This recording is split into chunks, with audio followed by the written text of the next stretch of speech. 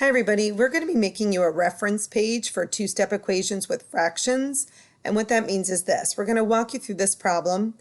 In the future, we're going to give you practice problems. If you need to work through them by referring back to this video, you're more than welcome to. Or if you can solve them without referring back, that's awesome. That means you learned it just by listening to us the first time. So once again, this is just kind of like a reference page. You're only listening to the video at this point. Remember, you're going to utilize these skills, though, later on when you start to do practice problems. So pay close attention to the steps, and then you can always refer back if you need to. If we look at this first problem, it says 1/3 minus 5/3 x equals 3/2. Well, I do not like fractions, and I know most of you don't as well. So the first thing that I want to do is try to eliminate the fractions. And the way that I'm going to do that is I'm going to focus in on the denominators. This first fraction, if you notice, the denominator is a 3.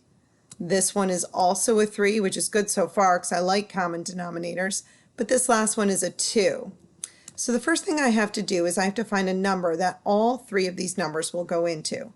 Hopefully you're all saying, well, we know 3 times 2 is 6. So we know 3 goes into 6, we know this obviously goes into 6, and this last 2 must also go into 6 as well. So I take that common denominator of 6, and I move right down here to my second step. My second step is I take the common denominator, and I am now multiplying that by every single fraction, or each term in the equation.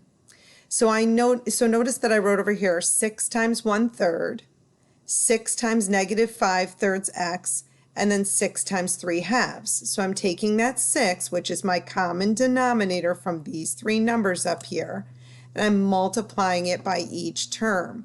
Well, I'm just going to show you how to multiply the first one by 6. It's very easy. You can always use your calculator if you have to. But if I take 6 and I put it over 1, and I multiply straight across by 1/3, which is my first term that I'm multiplying by, 6 times 1 is 6 if I multiply straight across, and 3 times 1 is 3. And 6 divided by 3 is, well, I have it written down here, it's 2. So 6 times 1/3 is equal to 2. Then I'm going to go ahead and multiply 6 times a negative 5/3. Once again, I can put this 6 over 1. I multiply straight across. 6 times 5 is 30. 1 times 3 is 3, and 30 divided by 3 is 10. That's where I'm getting this 10 down here. And remember, a positive times a negative is always a negative. That's where this negative sign's coming from. And the 10x is going to be rewritten down here. My last step then will be to multiply 6 times 3 over 2, because once I get the common denominator, I do have to multiply it by each term. I'm going to put this 6 over 1. 6 times 3 is 18 if I'm multiplying straight across, and 1 times 2 is 2. And 18 divided by 2 is, yep, there it is, it's 9. And doesn't that make it nice? Because now I just have 2 minus 10x equals 9, which is a two-step equation that we've been doing for the last few days. So I'm hoping now you can totally handle this. So I look for the constant in the problem after I draw my ladder.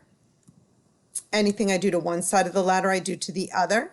So I have my constant here of 2. I'm going to change colors just to make it easier.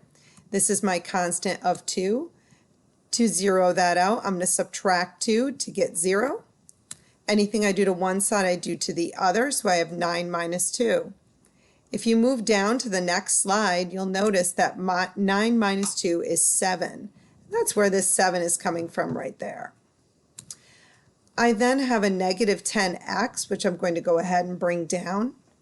The negative 10 is attached to the x by multiplication. I undo multiplication with division. A negative divided by a negative is a positive, and that's a 1x, and that's what I have over here. And then a positive divided by a negative is a negative, so that's why my answer has to be negative. And 7/10 is just the fraction that I'm left with. So don't be afraid that my answer is a fraction. Sometimes we get those as answers.